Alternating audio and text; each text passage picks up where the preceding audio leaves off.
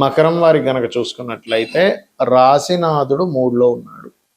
మూడులో ఉండడం మంచిదే. పాపగ్రహం పాప ఫలితాలు ఇచ్చేటువంటి గ్రహాలు అంటే శని, కుజ, రవి లాంటి గ్రహాలు మూడులో ఉండడం మంచిదే. పరాక్రమాన్ని, ధైర్యాన్ని, మనకి ఒక డేరింగ్ స్టెప్ తీసుకోవడానికి అవి ఫలిస్తాయి. ఇక రెండులో బుధుడు, రాహు ఉంటే ఆ యొక్క బుధుడు మనకి 11వ తేదీ నుంచి మూడులోకి వెళ్ళిపోతున్నాడు.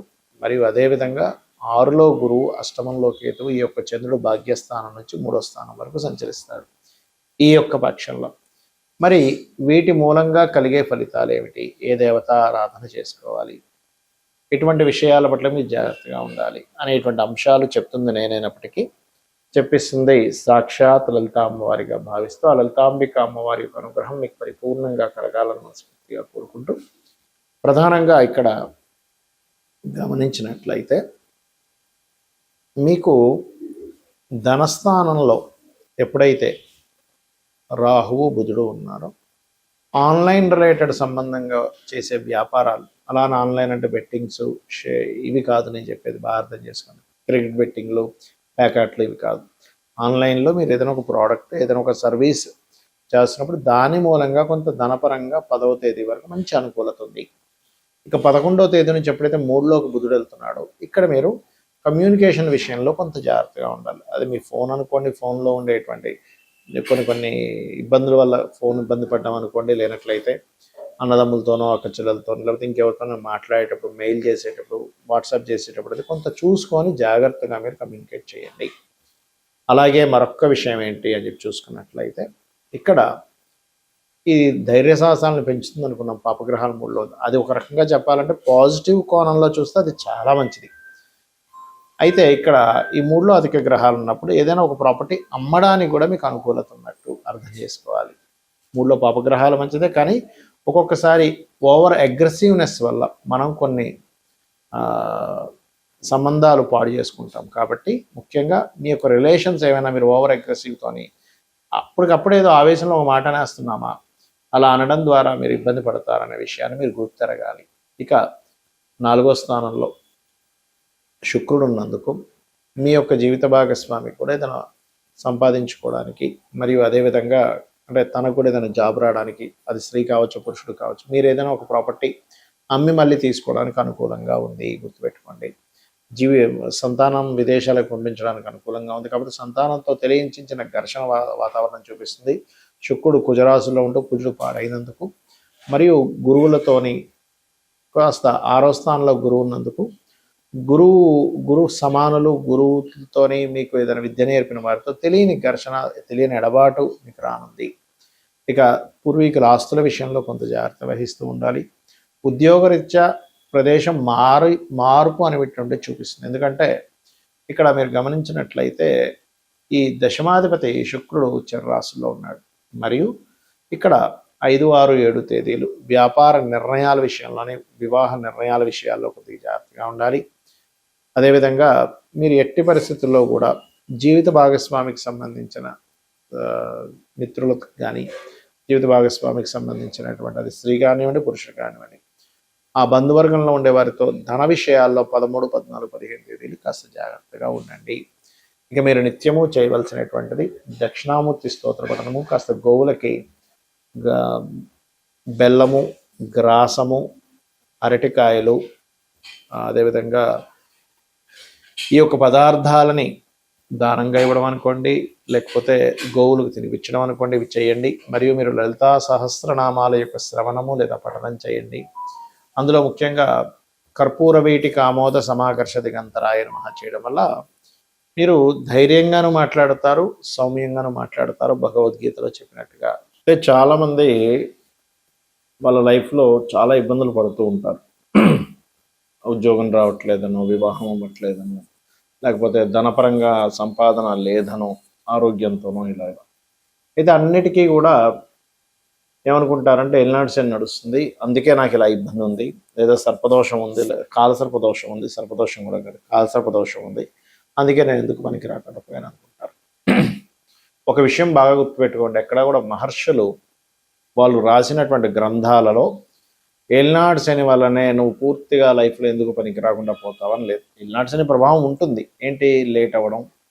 ఎందుకంటే నేను దీని మీద రీసెర్చ్ చేసి మరీ చెప్పాను. చాలాసార్లు కొన్ని సంవత్సరాల నుంచి చెప్తూనే వస్తున్నా.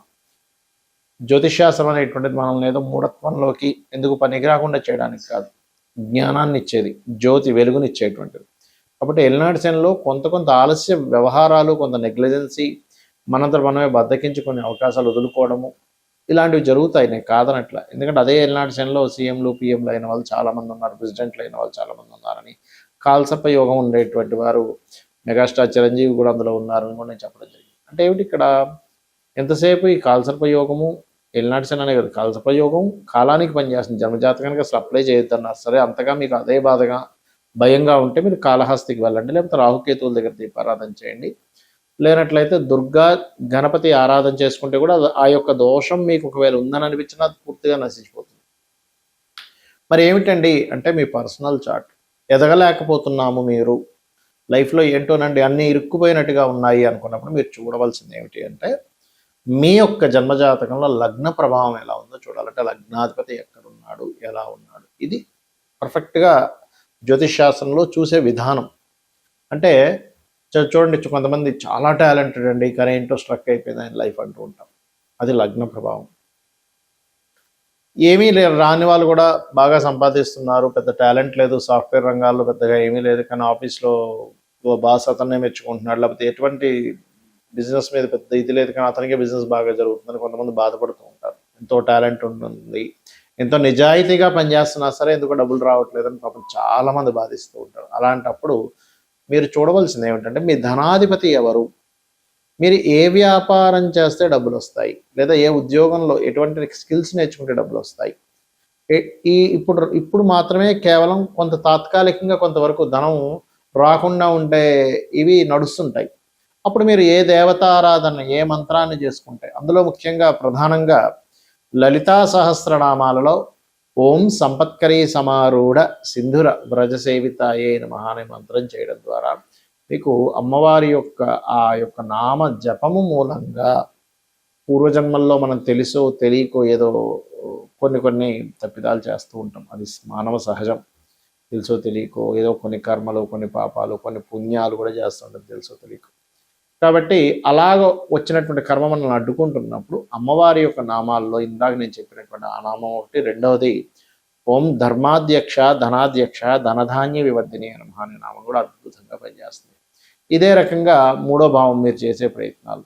నాలుగవ భావం అంటే మీ విద్య, మీ యొక్క మీరున్న వాస్తు, మీరు ఏ డైరెక్షన్లో ఉండకూడదు ఆ డైరెక్షన్లో వెళ్ళుండి మీ అదృష్టాన్ని దూరం చేసుకుని ఉంటారు. ఇది కూడా తెలియదు చాలామందికి.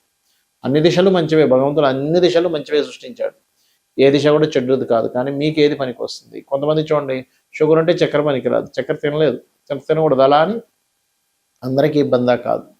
అదేవిధంగా కొంతమందికి ఒక సైజు చొక్కాన, ఒక సైజు చెప్పు మీకు కరుస్తుంటుంది, అది అలా అని చెప్పు దోషం కాదు, మీకు టైట్ అయిపోయింది, ఇంకొక వ్యక్తికి అదే చెప్పు బాగుంటుంది కూడా. ఆ రకంగా ఏంటంటే మనకి ఏ డైరెక్షన్ పనిచేస్తుంది.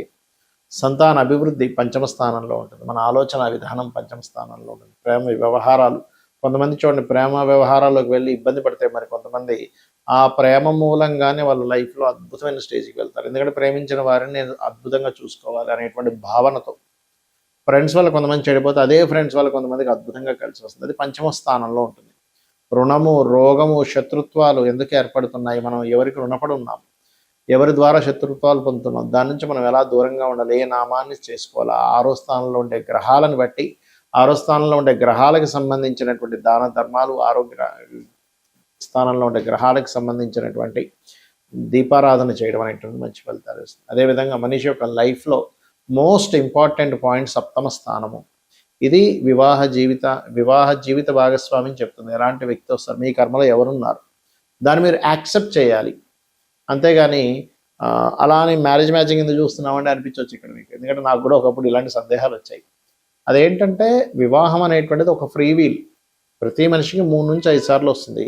ఈ మంచి సమయంలో నువ్వు ఎప్పుడు చేసుకుంటావో ఎంచుకొని చేసుకోవడం ముఖ్యం. అంతేగాని సర్లే ఎలా ఉంటే అలా ఉంది అని మనం అన్నిట్లో అనుకోవట్లేదు. ఎలా అయితే అలా సాగుతుందని ఎందుకు అనుకోవట్లేదు, ఏది పడితే అది ఎందుకు తినట్లేదు. అన్నం తినేటప్పుడు కూడా అందులో రాళ్ళు ఉన్నాయో లేవో చూసుకొని అంటున్నాం, రాళ్ళతో ఏదంటే తినేస్తున్నామండి అనట్లేదు. ఎందుకు అంటే మనకి భగవంతుడు ఒక ఫ్రీ వీల్ కూడా ఇచ్చాడంటే మన చేతిలో కొంత ఉంచి కర్మ సిద్ధాంతం, కర్మపరంగా మనకు కొంత జరుగుతూ ఉంటుంది. అందులో దృఢంగా జరిగేటువంటి కర్మ ఉంటే అది మాత్రం మనం తప్పించలేం. ఆ కర్మ అనుభవించడానికే భూమి మీదకి వస్తాడు. ఆ రకంగా వృత్తి వ్యాపారాలు, విదేశాలకు వెళ్ళి చేసే యోగం ఉందా, ఇక్కడ ఉండి అభివృద్ధి అయ్యేటువంటి యోగం ఉందా, వ్యాపారంలో అభివృద్ధి అయ్యే యోగం ఉందా, ఏ వ్యాపారంలో మీరు అభివృద్ధి అవుతారు అనేటువంటి అనేకమైనటువంటి అంశాలు మనకి జ్యోతిష్ శాస్త్రం చెప్తూ ఉంటుంది. అయితే ఇవన్నీ ఒక ఎత్తు అయితే, మనకి కొంతమందికి జాతకం రాసి ఉండదు. అంటే పూర్వీకులు వాళ్ళకు అప్పుడున్న అవగాహన, అప్పుడు ఉండేటువంటి దీని పరంగా కొన్ని ఇళ్లలో వాళ్ళ డేట్ ఆఫ్ బర్త్ కానీ టైం కానీ నోట్ చేయలేదు. అప్పుడు ఏంటి పరిస్థితి, చక్కగా ఏమీ టెన్షన్ పడకుండా హ్యాపీగా ఉదయం నిద్ర లేచి కాలకృత్యాలు తీర్చుకొని దీపారాధన చేసి లలిత చదువుకోండి చాలు, ఇంకేం అక్కర్లేదు.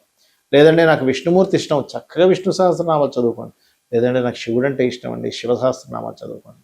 అంటే ఏదైనా ఒక సహస్రనామాలని మీరు కనుక రెగ్యులర్గా చేస్తూ ఉంటే ఆ యొక్క భగవంతుడు మనల్ని ఒక బిడ్డని తల్లి జాగ్రత్తగా పట్టుకెళ్తుంది చూసారా, చిన్న పిల్లగా ఉన్నప్పుడు అలా మనల్ని దగ్గరుండి తీసుకుని వెళ్తూ ఉంటాడు. ఈ యొక్క కర్మబంధాల నుంచి కానివ్వండి, ఈ యొక్క జీవుణ్ణి ఎలా దాటించాలో ఆయనకి తెలుసు. ఇక్కడ ముఖ్యంగా గోశాలకు వెళ్ళడము, నిత్యము దీపారాధన చేయడము, నిత్యము లలితా సహస్రనామాలు లేదా మీ ఇష్టదేవత ఆరాధన చేసుకోవడమే మీ యొక్క జాతక చక్రంలో ఉండే దోషాలను పూర్తిగా తీసేస్తుంది. శ్రీమాత్రే నమః.